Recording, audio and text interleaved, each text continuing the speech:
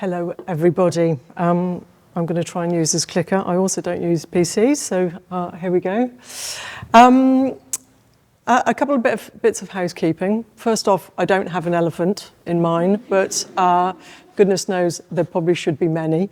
Also, I have got a lot of slides. I much prefer you look up there than at me. I'm quite self-conscious. I don't know why I keep doing this, standing and doing these talks, but there's a lot to see, so bear with me. First off, I just wanted to sort of say hello. I appreciate it. It's a Saturday. Thank you for coming to listen to us talking. But also, you know, we're all very, very unique. This is a really interesting topic outside the lines, but by the very nature of us all being unique, we all have our own lines that contain us, or not, as the case may be.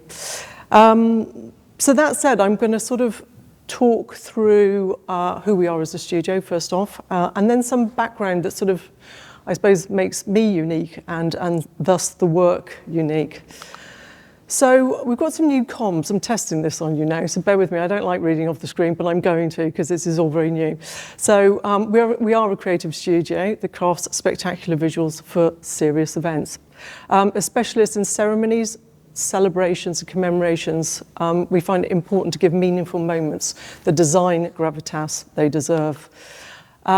This is a bit of our work. Hopefully it will play. The sound. Oh, yeah.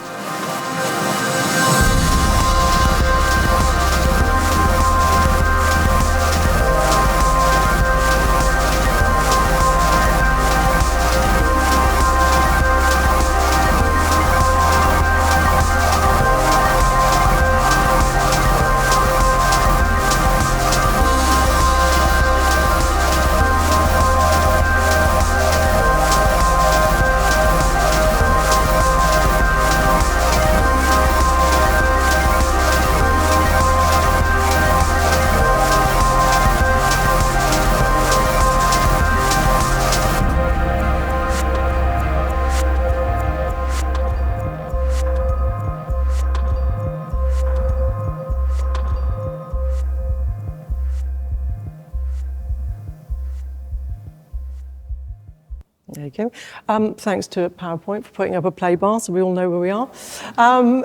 Because one of the things we strongly believe in is that these major events are really valuable, certainly in this day and age. And we strongly believe as well that they shouldn't be sort of given visual gimmicks. It's really important that our work blends energy and empathy, bringing breathtaking visuals to unique canvases worldwide. Respect is everything for our studio, and we respect the reputation, and emotion of every event and our clients. And it's very much about telling important stories through immersive design. So we have a signature style after all these years, and I'm no spring chicken. We've now worked out who we are and what we do, and this is now who we are. From this day forward, you are the first people to see this. So I'm Kate, a video designer and director, and I lead our London-based creative studio. I'm going to give you a bit of a background story, otherwise it probably won't make much sense to why I'm standing here. I grew up surrounded in a creative household, surrounded by wonderful 70s classics. I was quite a quiet child. Well, not really quiet, but I wasn't very outgoing. So I spent a lot of time with my nose in paper with a pen, and I absolutely loved these sort of spiral graphs and sort of creating patterns, and also talking about outside the lines. I spent a long time colouring inside the lines of these fantastic books, these Altair design books. But also as a child, I dreamt of becoming a performer. I really wanted to do ballet. I wanted to be Margot Fonteyn. And then obviously as a teenager in the 80s, I wanted to be Jane Fonda. And then also, there was leg warmers around and movement and dancing, and, who didn't want to be in fame? I sadly realised that my life as a performer was probably going to have to take a backstage, and that I would probably work in performance and not as a dancer. I mean, obviously with this body, who would turn me down? I studied at a degree level the rules of graphic design. I did a degree in graphic design. And then I went on to do a master's degree in visual communication at Central St Martin's, where I then learned to break all the rules I just learned, or at least question these rules in the very, very least. But importantly there, sorry, yeah. Important, so sorry, there you go. Oh, yeah, can you hear me? Yeah, there you go. Sorry. It's my eyesight, I can't get too close to the computer, scaring me. But what was really important was learning a love of design and moving image. I would design typefaces and then I would take pictures of the typefaces with the camera and create these sort of weird sequences. But also, it was here that I found my absolute love of that connection between audiences and the artist. And this really sort of was the sort of forefront of probably what I do today. In 1994, I got my first and only ever full-time job. I was there for 13 years, so I'm making it sound quite dramatic, so I was there a very long time. But, you know, the 90s was a truly wonderful time for music and graphic design. Intro worked across with a lot of artists, one of which was this incredible artist. He's a musician and producer, tabla player, composer. I even think he's Talbot Singh MBE now, but we did a lot of work with him, but he also did a night in Blue Note in Hoxton Square. I apologise for the terrible picture, but you can't find a picture of the Blue Note in Hoxton Square in the 90s. This is the only one I can find. Amazing club, amazing place, and he did this night called Sounds of the Asian Underground. And he asked, would I like to do some visuals for this night? Obviously, I didn't know anything about this. This was also the place where Goldie did his Metalheads night, so incredible place. Sadly, it is now closed down, but it's okay because it's a Bills, so you know, swings and roundabouts. Really naive visuals. I can't believe I show these, but you know, I loved it. I threw myself into this. We weren't being paid a lot. It was out of sheer and utter love.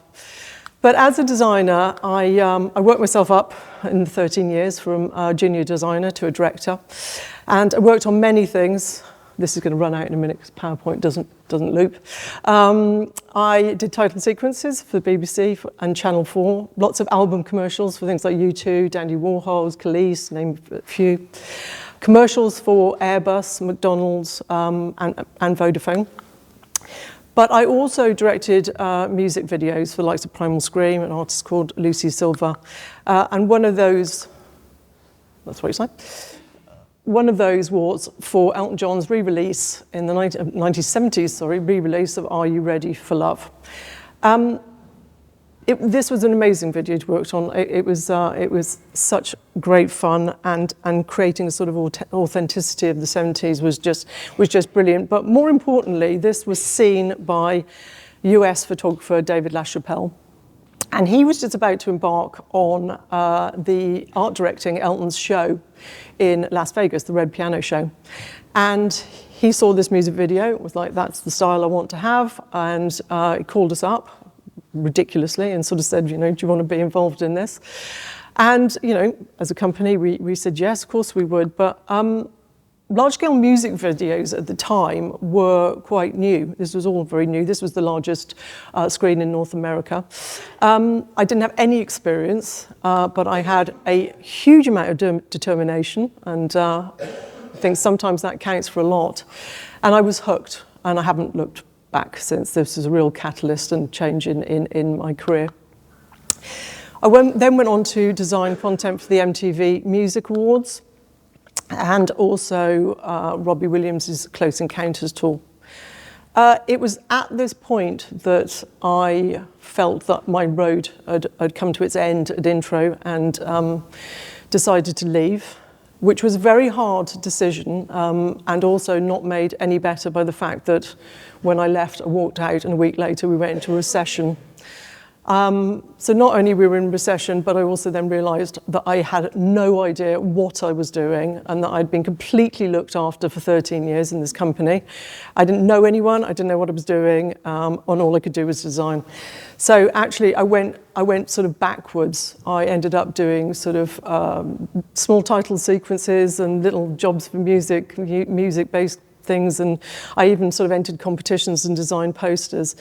But I fought my way through those years, and the one thing I did do was as a shy person, I went out there and I tried to connect with people and I tried to meet new people, and I did that. And I worked in some strange places. I worked in if you know it, a company called Imagination, which is not a strange place. It's a very good place, but it was very different to what I'd been doing, and it was very brand based. So I did a lot of filming, and it was all experience, but very much outside of my comfort zone.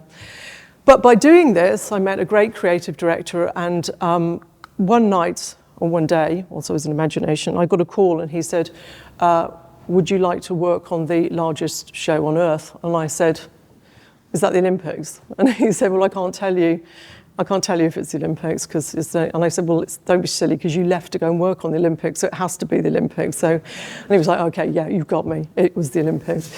So I was invited to go and work on there, and subsequently I put myself forward to creatively lead the content for the audience pixels, which I'll explain in a minute, for the opening and closing ceremony, which was a ridiculous thing to do, but I am still alive and still standing, so that's not too bad.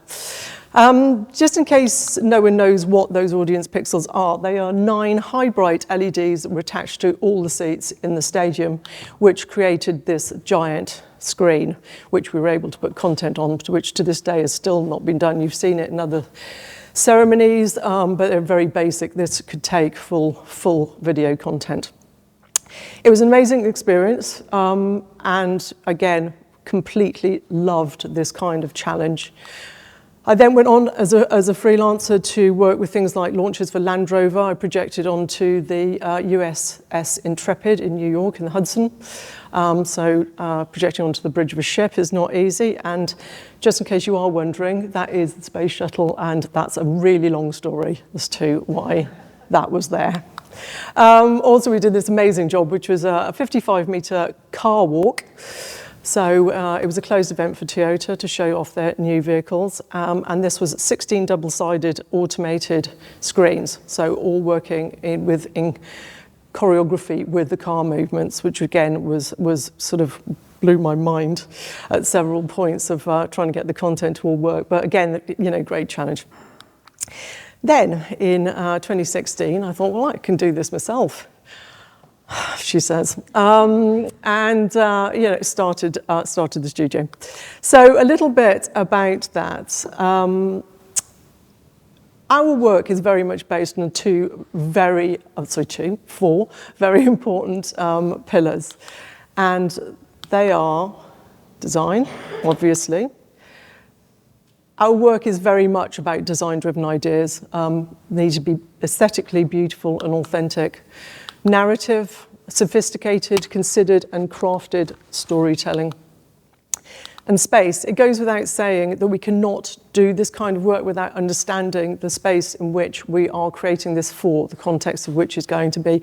We often get asked, people sort of say to us, oh, could you do some content? You go, possibly. What's it for? We don't know yet. We haven't found a venue. Well, no, we can't do that until you've, one, found a venue, and two, told us what the whole sort of setup is. So it's about the choreography of the space and choreography of the experience you're creating.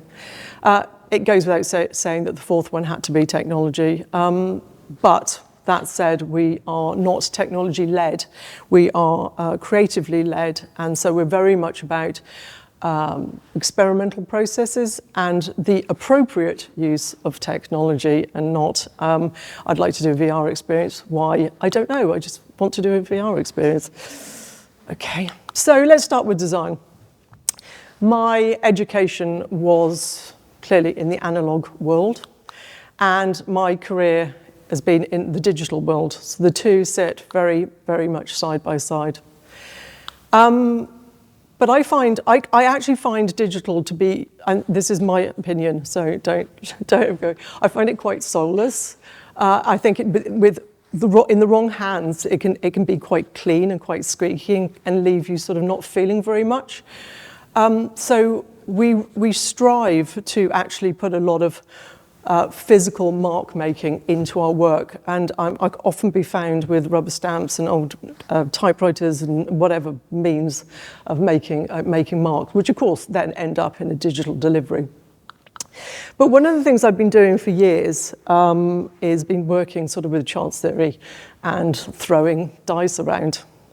If anyone's been to any of my other talks, you may have seen some of this work, which are artworks created using that dice. This is another one that looks a bit like this. But they're all sort of personal pieces of work. So I decided to cross the two and bring them together into a piece of moving image. This was a film that I created with director and photographer Rick Guest. Some of you may know him, may not. He filmed Studio Wayne McGregor's dancer, James Pett. And this was very much at a time of struggle for James. And this film was about exploring the conflicting emotions of desire and fear, the subconscious need to be heard, and the quest for self-expression. As Friedrich Nietzsche said, invisible threads are the strongest ties. So this was a really, really beautiful film, but it came to me as, I've got this footage of James dancing, should we do something with it? That was pretty much the basis of it. So I said, yeah, go on, let's give this a go. So I thought, right, here we go, we're going to use the dice for this. This is my chance, this is a passion project, no one's paying me, I can do what I like. So I took the 3 different angles of James dancing freely and expressionally to the brilliant Muru track. Are you there? And I thought, okay, this is great. I've got 3, so let's keep with this 3 thing. I'm going to do 3 color palettes, 3 shapes, and I've got a close-up, mid, and wide. So I used the dice and predetermined systems that I came up with, so it's not completely chance, to create the storyboard. And I showed it to Rick and went, right, this is what I want to make. Great. So I thought, no, I'm going to go one step further. I'm going to use the dice to do the actual edit of this. So what I did is I had the obviously mid, wide, and close-up edits on a timeline. I marked out the beats, and then I used the dice to determine which of the shots I was using. Bearing in mind, the whole reasoning behind this was the very nature of this film was this sort of conflict. So what this allowed was it completely took it out of my hands as an artist, and I had to end up using exactly what I got, which is quite a bold thing to start off with when you don't know what the outcome's going to be. So I did that, all good, and I thought, no, I'm going to go one step further. I want to add an element of disruption. This is all looking too nice and clean and all very nicely designed. So I found a phone app, which I could also use on an iPad, which is might sound easy, but it's not. And I set about this rather convoluted experimental process, which obviously, see with all the things attached, finally got me some images like this. So I was trying to sort of work out what I could do to sort of break this film content up into sort of different ways. So I looked at it like this. There was some bits like this. But it was really exciting. It was really giving me, it was starting to give me what I wanted. This is some of the final frames from this. And I think, as I said, what was nice about doing this process was the fact that I could basically, it felt conflicted. It felt beautiful, but it felt conflicted. This is available to view on the website. Obviously, time is precious today, so I'll just show you a small clip of it.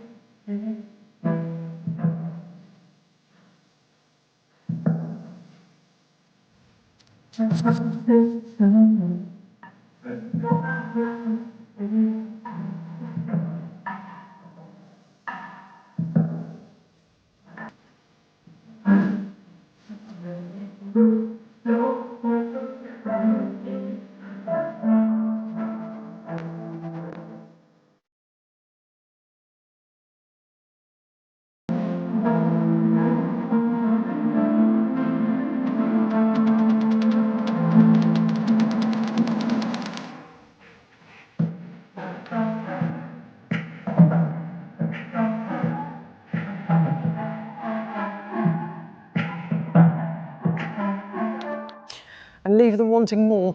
I've realised that PowerPoint has decided to not trim my video, so I'm going to have to keep an eye on that. Obviously, narrative is the next one. I think we create all the graphics for the Festival of Remembrance. It is it's run by charity, it's Royal British Legion, so it's a very different job for us. But it is the annual commemoration of those who have served and fallen held at the Royal Albert Hall. So it is sharing powerful memories through music, narrative and projected visuals using the physical space of the hall as the canvas. So we project on the floor and all the LED walls around it. One of those moments a couple of years back was a sequence remembering the Falkland War, where hundreds were killed in an amphibious assault.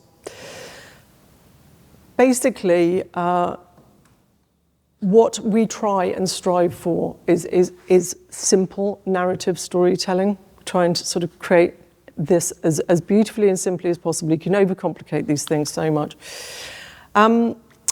This main sequence was formed of 3 people telling their stories. There was a nurse, there was a priest telling their stories of involvement, but the third speaker was a woman who'd lost her father in this conflict.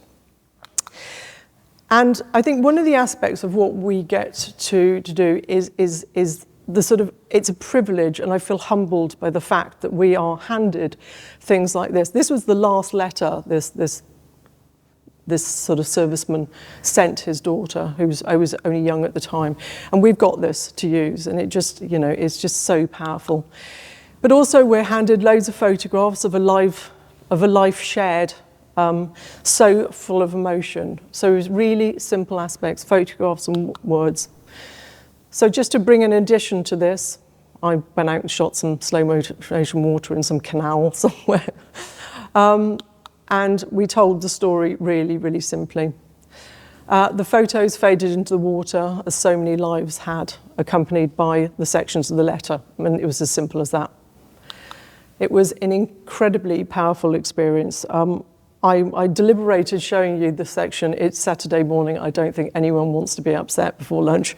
So, but it was incredibly powerful. She came out and she hadn't seen the visuals, and she was completely blown away by them, but also completely overwhelmed. The whole idea on the floor was that this one shot of her father just slowly sunk into the water, which, as you can imagine, was an incredible thing. And she held it together very well. She was an incredible woman. But we're not just all about old archive, dusty archive. Last year when we did Festival of Remembrance, our remit was to sort of tear up the rule books and make this bold, bright and wonderful. So we had the Band of the Royal Marines, drummers, opening the show. And we thought, right, let's do something a little bit more, I don't know, bit more sort of dimensional with the floor. We're very lucky. We have a camera that goes straight over the floor, looking down. So we work closely with the director, live action director, to make sure we hit those moments. But we thought, right, we can see this. And I'm sort of looking through these and completely fell in love with these sort of beautiful illustrations. Ooh, don't know what's going on there. Anyway, long story short, we created this drum. Obviously, the lights were the drumsticks, and James Bond, why not? I always find it really funny when you have that sort of military orchestra doing James Bond. But there you can see do it, and this is our sort of hero top shot, and this is what it looked like. So, as I said, it's how could you express the narrative really simply and really quickly in a really sort of beautiful way. So space, I mean, this is a talk all on its own. As I said, so we have got the very first show that I ever worked on, which is Elton John's show, but ultimately this is a 16:9 screen, which is exactly the same as the computers we sit in front of, and actually was nothing special other than being giant. But really, I was probably designing on a 16:9 computer, and there was, it's just sized it up. When we went on to do the MTV Music Awards, it started getting really exciting here because we had a back wall and a floor. So suddenly we're working in a space and in a dimension. And we've gone out of our way. I don't know why these things have landed. I mean, one of our strapline is designing epic stories on unique canvases. As I said, we worked for the Olympics on the bridge of a ship. We've projected onto palaces and other historical buildings, and even the parabola ceiling of the Design Museum. But nothing could get us ready for the Royal Edinburgh Military Tattoo. I don't know, does anyone know what the Royal Edinburgh Military Tattoo is? I'm going to read it to you, because I have to read it to you, because quite frankly, I still don't get it. So this is from Wikipedia. So, the Royal Edinburgh Military Tattoo is an annual series of military tattoos. Got it, anyone? No. Performed by British Armed Forces, Commonwealth and international military bands and artistic performance teams on the esplanade of Edinburgh Castle in the capital of Scotland. Anyone been to Edinburgh? Yeah, good. Anyone been to the castle? Oh, we're getting there. Good, excellent. We've seen some things. Basically, it is a wonderful display of military bands, international artistic performances, and it is great fun. It's come from a heritage of very strange things, of police dogs, and people say, oh, don't they put cannons together? And I think no, that's the one in Olympia. But I think at some point there were some very strange activities in this show, but now it's all around music. But getting back on track, one of the things that makes this the most difficult thing to work on is the castle.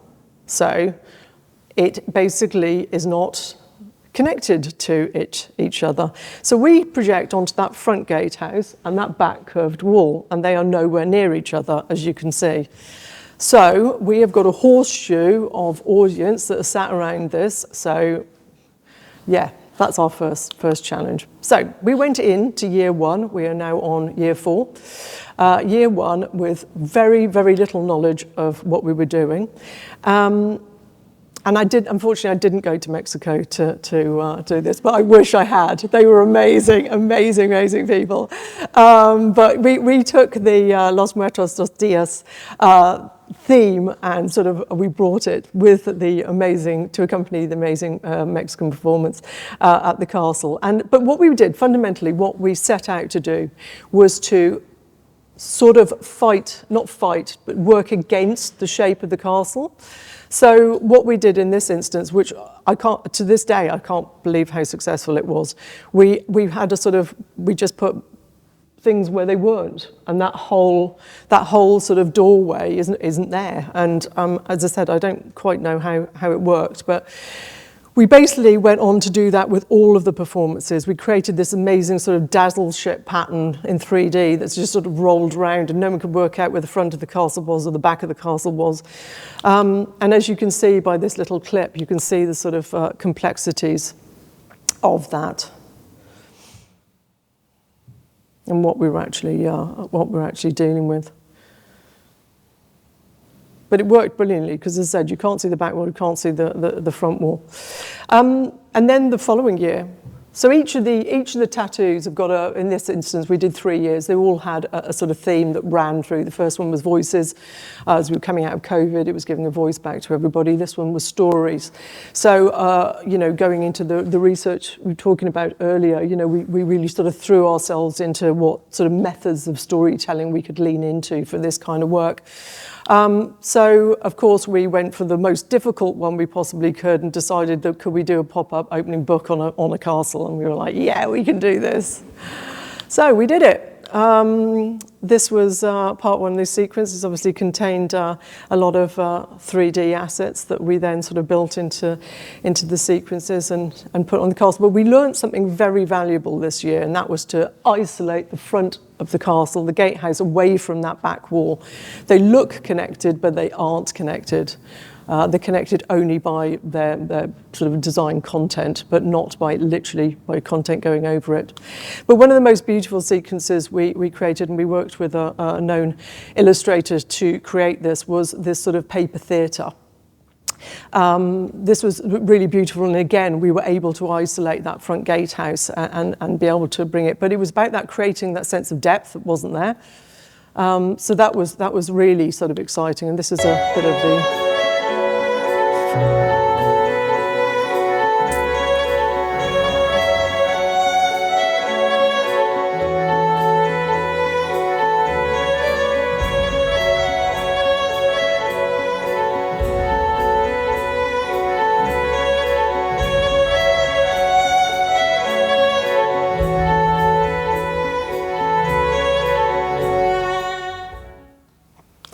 And then August just gone. This isn't even on the website. Again, you're the first people to see these things. We sort of did the third and final one, which was Journeys. So again, you know, building on what we'd learned in the first 2 years, we created some of these sequences. But one thing we tried to do this year, as I said, other than the learnings that we'd had from the previous years, was to go in and really appreciate where the audience is at. Now, obviously, just going back, that's our hero view. It's always going to be. You have to choose a hero view. You can't do everything, be everything for everyone, but you can consider everyone. This is obviously from the royal box, which we have to consider. But also, we wanted to make sure that what people were experiencing on that side and the other side was also going to give them at least, you know, an understanding of what was happening. So again, strange, but it worked and it was successful. And actually speaking to people afterwards, they wouldn't have noticed any difference. They really sort of enjoyed what they were seeing. Technology, as I said, this goes without saying, hand in hand. Appropriate technologies. Keep saying it. This is broken down into three sections. Process. It goes without saying that technology touches every aspect of our process.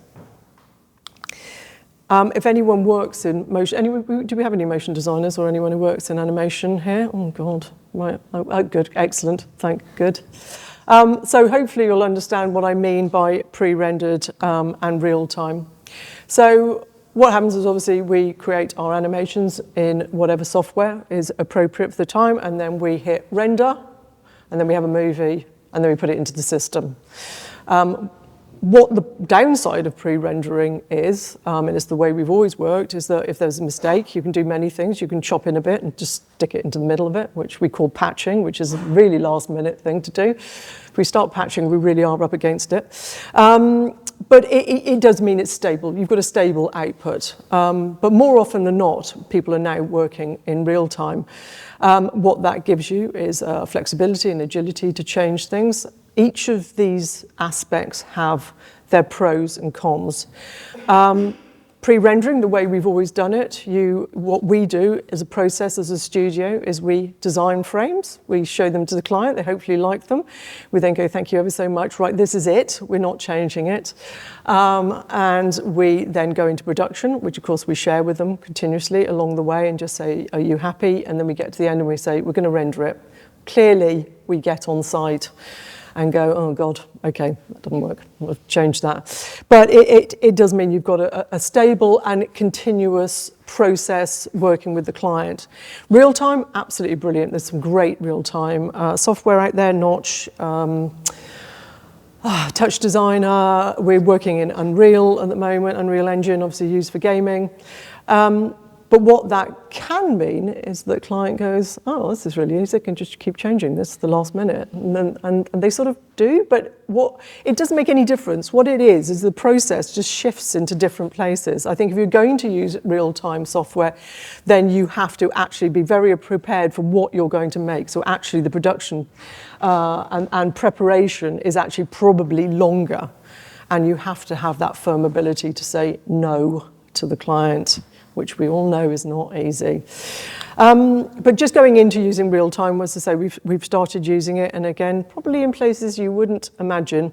Earlier this year, we were responsible for helping deliver the 80th anniversary of the D-Day landings in Portsmouth.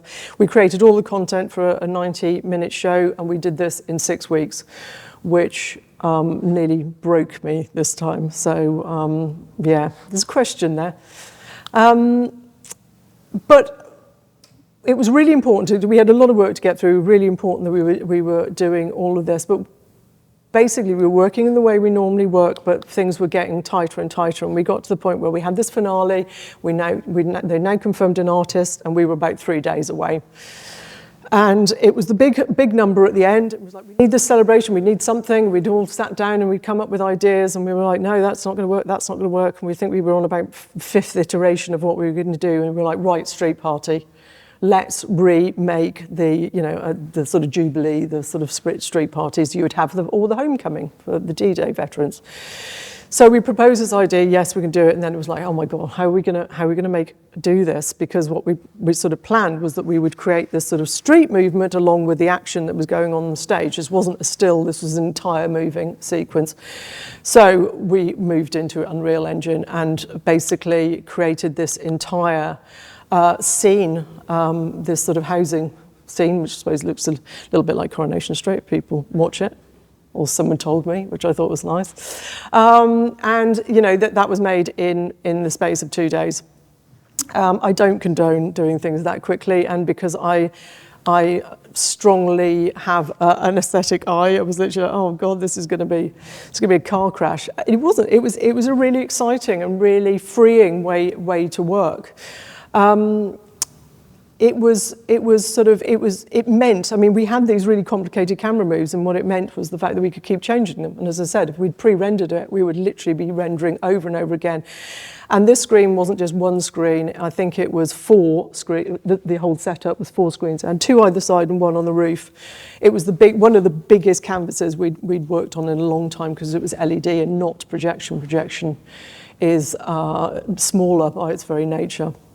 So it was huge. There's no way we could have done it. So thank goodness, we were embracing some great talent and some new experiences to deliver this piece.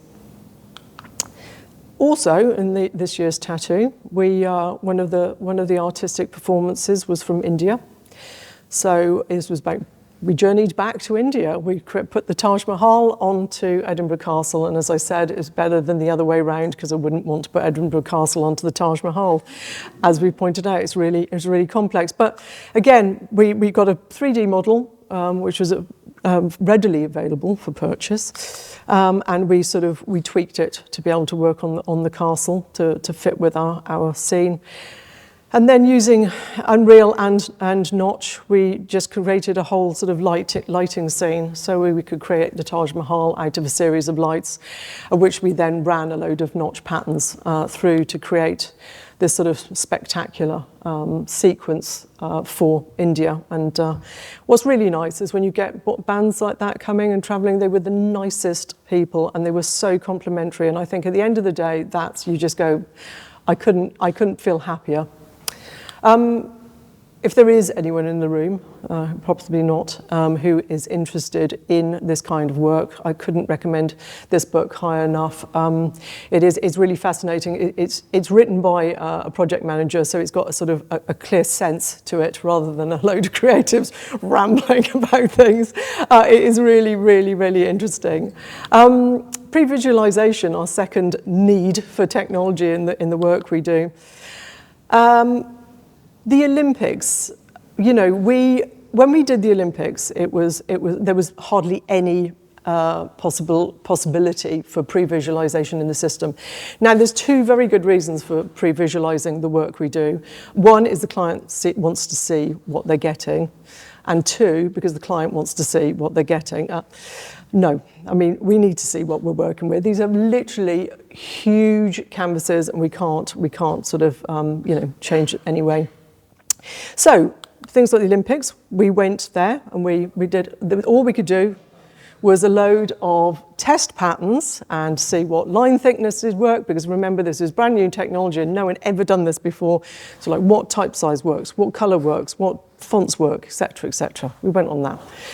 But the difference was we only had this little piece to work with, and this was the 22nd of June 2012, and the opening ceremony was 1 month later. So if we'd got our test things wrong, we were completely screwed.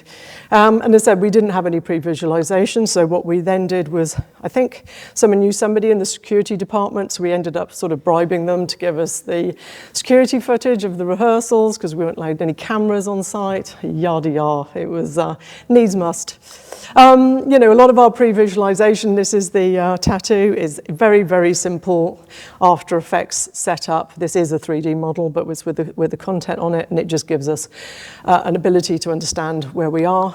And then on the flip side, you've got really, really high-end real-time pre-visualization systems, which means that you can share with clients, they can move around it, they can have a look what it looks like. But more often than not, when you're working in live events in public spaces, you do not have any time to actually go and see what this looks like.